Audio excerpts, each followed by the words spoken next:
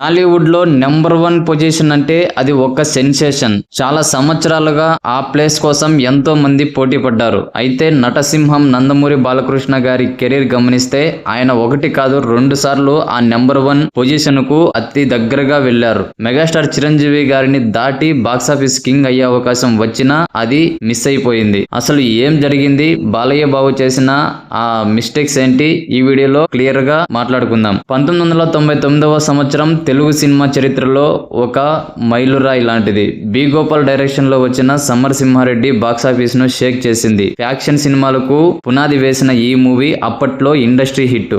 అదే టైంలో మెగాస్టార్ చిరంజీవి గారు స్నేహం కోసం సినిమాతో వచ్చారు. కానీ అది అనుకున్నంత సక్సెస్ అయితే సాధించలేదు. అప్పుడు ట్రేడ్ వర్గాలన్నీ ఒకటే అన్నాయి, బాలయ్య నెంబర్ 1 పొజిషన్ వైపు దూసుకెళ్తున్నారు అని. ఒకవేళ ఆ వెంటనే మరో హిట్ పడి ఉంటే చరిత్ర వేరేలా ఉండేది. కానీ బాలయ్య బాబు వెంటనే ఈవీవి సత్యనారాయణ గారితో గొప్పింటి అల్లుడు అనే ఫ్యామిలీ సినిమా చేశారు. ఆ మాస్ ఇమేజ్ కు అది సింక్ అవ్వక డిజాస్టర్ అయింది. ఆ తర్వాత వచ్చిన వంశోద్ధారకుడు కూడా యావరేజ్ మూవీగానే మిగిలిపోయింది. ఇలా ఫస్ట్ గోల్డెన్ ఛాన్స్ మిస్ అయ్యింది. మళ్ళీ 2001లో నరసింహనాయుడుతో బాలయ్య బాబు మళ్ళీ విశ్వరూపం చూపించారు. మరోసారి ఇండస్ట్రీ రికార్డులు తిరగరాశారు. చిరంజీవి గారిని బీట్ చేసే రెండో ఛాన్స్ ఇది.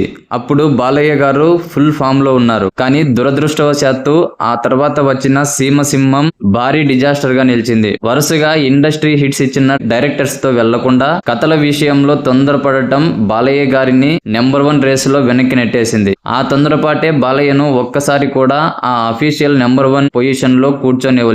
అయితే బాలయ్య బాబు స్టైలే వేరు. పడి లేచిన కెరటంలా ఆయన మళ్ళీ అఖండ, వీరసింహారెడ్డి, భగవంత్ కేసరి సినిమాలతో వరుసగా 4 సక్సెస్లను అందుకున్నాడు. కేవలం తనకంటూ ఒక ప్రత్యేకమైన ఐడెంటిటీని క్రియేట్ చేయడమే కాకుండా సీనియర్ హీరోల్లో ఇప్పటికీ కూడా ఫుల్ ఫామ్ లో ఉన్నారు. సో ఫ్రెండ్స్, బాలయ్య బాబు గారి కెరియర్ లో మీకు బాగా నచ్చిన సినిమా ఏది? సమరసింహారెడ్డినా లేక నరసింహనాయుడునా? కింద కామెంట్స్ లో చెప్పండి.